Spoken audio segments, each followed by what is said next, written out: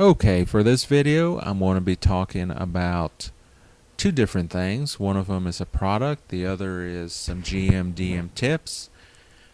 The first thing I'm going to talk about is the actual product. And this is a product that I had owned previously a PDF for. And within about, say, a month ago, I actually got a hard copy of this product. The product uses the Savage Worlds core rule system, which I think is one of the best RPG systems currently on the market. It's a very easy core system mechanic to run. It's a very easy core mechanic system to understand and to grasp very quickly. Character creation with, if you have a group like mine that's actually been playing Savage Worlds for some time, can probably roll up a character within 10 to 15 minutes tops. The book I'm going to be talking about is a setting for the Savage World system, and as I said, you will need the core rules of the system, so it's advisable, unless you're just going to use the straight fluff within this book, which can be done, to have a copy of the Explorer edition of the core rules of Savage Worlds or the Deluxe edition core rules of Savage Worlds. Now, both of these books can be gotten at eBay or Amazon. I purchased both versions at Amazon. You can get the Explorer edition, I believe, for around $10. It's well worth the price. You can also get the Deluxe edition, which is a hardbound book, hardback, for around $20 to $25. Now, having talked a little bit about the core mechanic and the products you're going to need to actually run this campaign, the name of the product that I'm talking about tonight is called Beast and Barbarians. Now, there's two different print versions of this that I understand are currently out there. There's the Beast and Barbarians, which that's the entire title, that came first. Then there's the Beast and Barbarians Golden Edition, which I believe came out in 2011. So it's a fairly new game or setting system out there. Beast and Barbarians Golden Edition is a sword and sorcery setting. It's produced by Grammel and Second Studio Publishing. Having said that it's a sword and sorcery setting, you're probably asking, what is a sword and sorcery type setting? You're probably familiar with standard fantasy type settings, with the standard tropes and the standard feel of a standard fantasy setting, whether that be Dungeons and Dragons or whether that be some other rendition of classical type fantasy games currently on the market for RPG enthusiasts. Sword and sorcery has its roots in such stories as Call the Conqueror, Call the King, or your various Conan novels. These type of settings, or I should say this setting and the actual genre in general, is a more darker, grittier type fantasy setting. There is very little, if any, possibility of your PCs choosing anything other than human to play in these settings. That's not to say it's not possible. The book itself gives some possibilities if you want to play non-human PCs. But in general, most groups will be playing humans. Now, in order to make humans not your just standard stock humans, there is the Dread Dominions, which is a very beautiful pencil and ink type black and white map that comes in the book that is very reminiscent of Robert E. Howard's Lands of Hyboria for the Conan setting. Now, depending on what region, nation, or geographical area that your PC comes from, you will have certain flaws and edges and skills that by default differentiates the humans from one region to another. Now, this is also a very low magic setting, meaning that it's not quite like D&D that you have Wizards are commonplace or fairly commonplace. Clerics are fairly commonplace. The magic in this is a lot more rare and a lot more gritty in the sense that it's darker in that magic is mostly evil or used for evil, or only NPCs with evil intent will be using magic. Now, it is possible to play a sorcerer or sorcerer type character within this setting who is not necessarily evil, but in general, that's the basic concept for magic in this setting. Now, Beast and Barbarians, of course, with the name Beast and Barbarians, you're thinking, of course, that there is the barbarian classes, and there's several other classes: the thief, the Amazon, the swordsman, the noble. And this has a very gritty type feel to it. It has an almost, I want to say, prehistoric, not prehistoric in the sense of dinosaurs, and although there is certain areas of the Dread Sea dominions where the setting takes place that do in fact have living dinosaurs within the setting, but more of a setting that it feels less refined and more dangerous than your standard fantasy settings.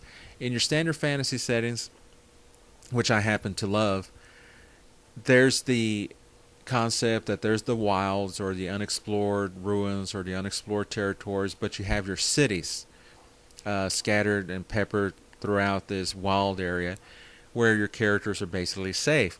This has more wild area. The cities are considered small bastions of civilization where the wilds and the unknown basically have more geographical area.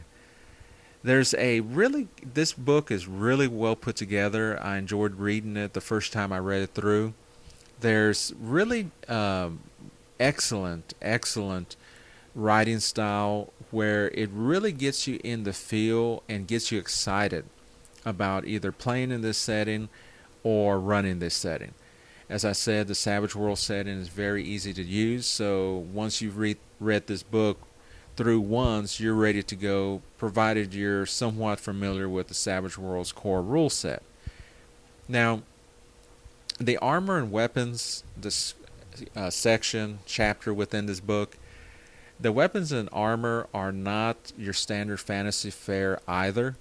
They're a little more towards the sword and sorcery, barbarian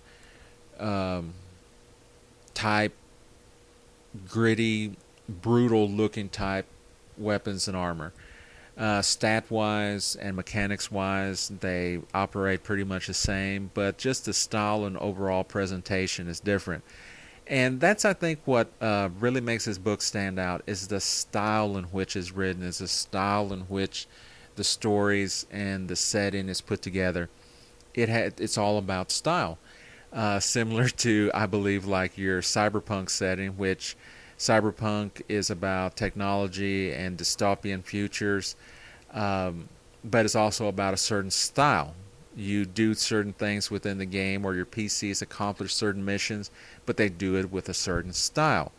But I digress, and we'll talk a little bit more about the Beast and Barbarians source book.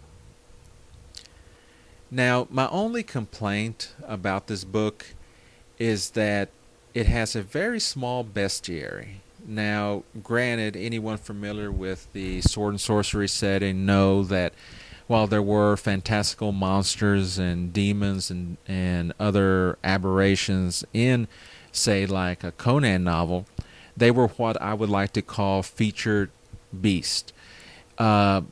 It wasn't quite as where you have a standard fantasy campaign where you're going to have 20 zombies in one encounter and you're going to have work your way up the monster food chain, so to speak, until you reach the head boss. Now, of course you have that, but I think that what the publisher was going for was a little bit more of a creature, a featured creature type of bestiary. Now, in order to remedy this, or at least in my opinion, remedy this, I've taken some of the critters from the core Savage Worlds books, be it the Explorer Edition or Deluxe Edition, or the Hellfrost, which is another Savage Worlds setting source book that also has an excellent bestiary. It's the Hellfrost bestiary, which I think you can pick up probably for about $30 on Amazon, but it's well worth the price. It's probably the best bestiary, fantasy type bestiary for a Savage Worlds setting. So, having said that, I do recommend picking up Beast and Barbarians, even if you're not into the whole sword and sorcery genre or do not want to play an extended campaign within the setting. It's definitely a good change of pace type game, and it's something to throw at the players that has a different style, a different feel, a different setting, as it were, to actually give them a bit of a break from the standard straight out of the box type fantasy setting. Now, after talking a little bit about Beasts and Barbarians, I want to talk a little bit about how I feel is a good way to cut down prep time for your GM, DMs who are trying to get your weekly game session set for, be it Monday night, Tuesday night, Saturday night, whenever your gaming group gets together. Now, I think that all DMs and GMs, I myself personally went through a certain phase where I would prep for everything. I would spend hours detailing every single person and citizen within a certain geographical location or city. It became quite weighty after a while, where even if I did devoted an hour a night and had 6 nights before our weekly game, I still didn't feel that I had everything that I needed. And that's really what I want to talk about, is what's needed in order to start or to run a campaign. Now, this actually comes from some advice on a previous product that I talked a little bit here on YouTube about, known as a Lazy Dungeon Master. And they talk about the 3x5 card quite extensively within this book. And it's called the 5-minute prep time. Now, you're probably wondering, what can I get accomplished within 5 minutes? There's absolutely no way that I could possibly get a decent game on a table while devoting only 5 minutes to prep. The answer to that, or the response to that, is simply yes, you can, because I myself, when I first read the concept, how it's presented in the Lazy Dungeon Master book, was a little skeptical as whether it could actually be done. But I gave it a shot on a previous, I would say, was about a month and a half ago for our regular weekly, nightly game. And it did work. I said, okay, I'll try it again next week. And I've been using this system for about the past 6 weeks. So for the past 6 games, 6 sessions, I've been using this. While not solely, it has been the major part of my preparation. Now, what I want to talk about where the 3x5 card is concerned is there's basically 3 steps or 3 things that you need to think about when you're going to be using the 3x5 card as a foundation, as a framework for your campaign. And there's basically 3 questions you have to ask. One of which is, where does your adventure begin? What 3 areas might your adventure lead to? And what are your 3 notable NPCs been up to? Now, I'm going to expand a little bit on this. The first question, where does your adventure begin? You have to have a rock solid location. Now, This could be your typical tavern. It could be an adventurers guild. It could be a spaceport. It could be any variety of things. But you have to nail it down to one location. Now, an example of how you could answer this question is several different ways. Now, you don't want to go too generic. But even if you were to use an overused beginning to a campaign or to a game session, for example, like an Adventurers Guild, you can do that if you flavor it up slightly. Now, here's an example, something that was written out a while ago before I started making this little audio video here. And I just basically wrote down on a scrap piece of paper, the party begins at the Adventurers Guild while awaiting new missions.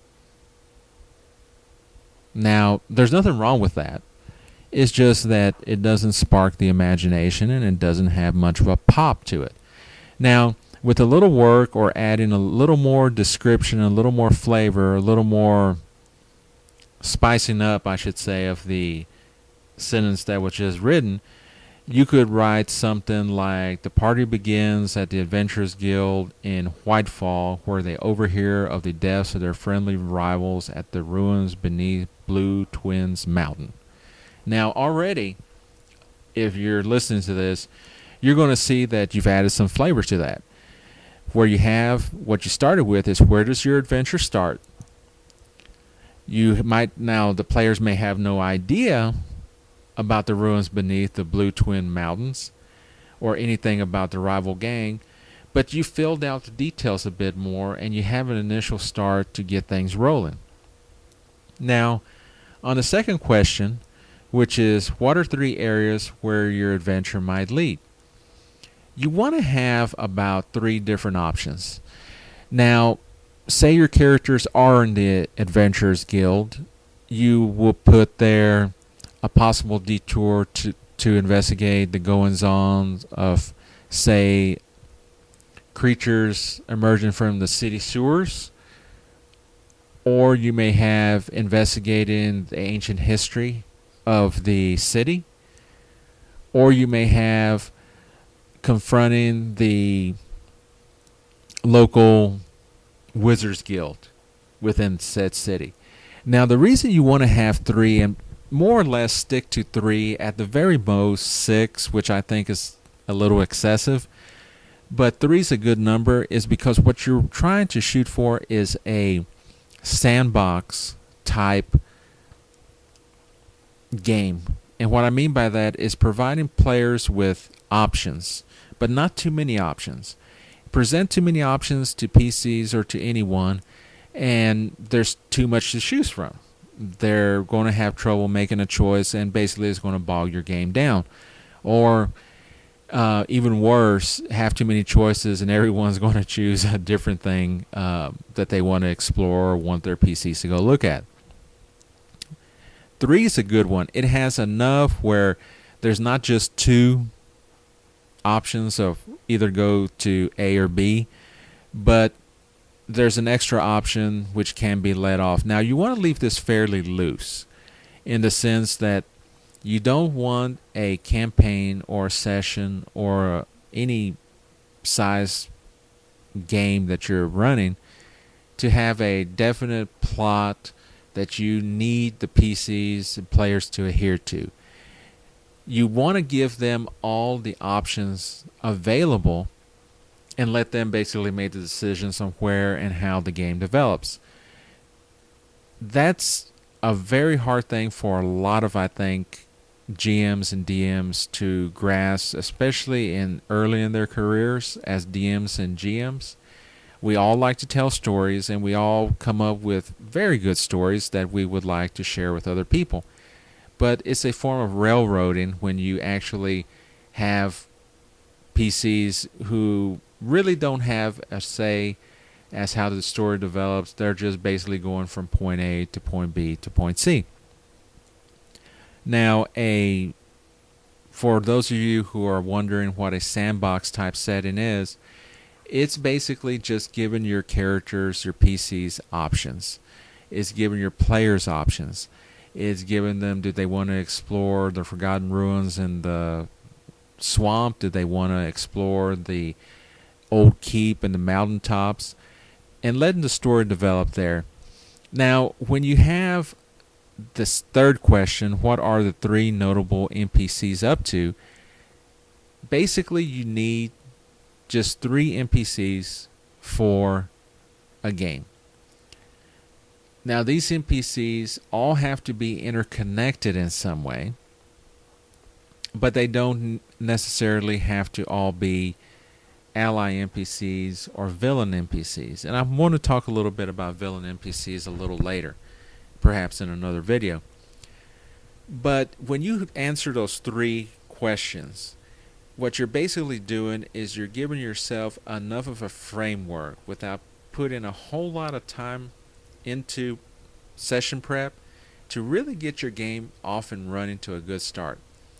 Now, of all the different activities that you could be using, so as I was saying a little earlier about the 3 NPCs, be they villains or allies, that you need to have on a 3x5 card to get a game up and running, whether it's a game that's been running for some time or whether it's your first session, really don't need a lot of background. You can basically put maybe a stat or 2 on the 3x5 card if you needed, and basically about 2-3 sentences, 4 sentences at most. And you basically use this NPC as basically a hook to get the players off and running on their campaign, be they allies, which will assist the PCs, neutral NPCs, or NPCs that are actually there as antagonists for the party. Now, when you're starting to use the 3x5 cards, there's actually another system I want to talk about as well, which I would recommend using the colored index cards. I have found that if you use the index cards, say, I believe like in a pack you get some yellows, some reds, some blues, and some greens. And sometimes in some packs you get a fourth color, the 5th color. But yellow, I would use that for treasure or items. Write down basically on the 3x5 what treasure and items the PCs are definitely going to get in the session or possibly going to get in the session. The blue card, I usually use that for like political intrigue or for NPC interaction or anything generalized that's going to be happening within the actual campaign or session for that one game session. Red I use for encounters, and you can keep this also on a 3x5 card, encounters that potentially could happen or definitely will happen. The other shade, like green, I'll usually use that for regions or sites of interest or of note.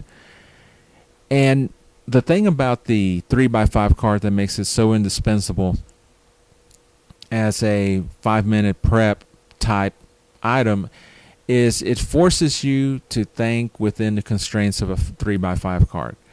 That's not to say that you can't expand beyond the 2 or 3 sentences. It simply means that it allows you the time needed to get a specific framework. So that's really what I wanted to talk about tonight. Basically, the product, the Beast and Barbarians, I definitely think that y'all should go out and get that. Also, use the 3x5 and definitely pick up the Sly Flourishes, the Lazy Dungeon Master. I touched on a few of the points here tonight with you on this video. The book, of course, will really break it down for you and really give you some real definite ways to make your prep time a lot easier and a lot more enjoyable, where you can focus more on enjoying the game and creating the world for your PCs to run around and conquer. Until next time, I'll be making another video. Until then, have a good one and happy gaming.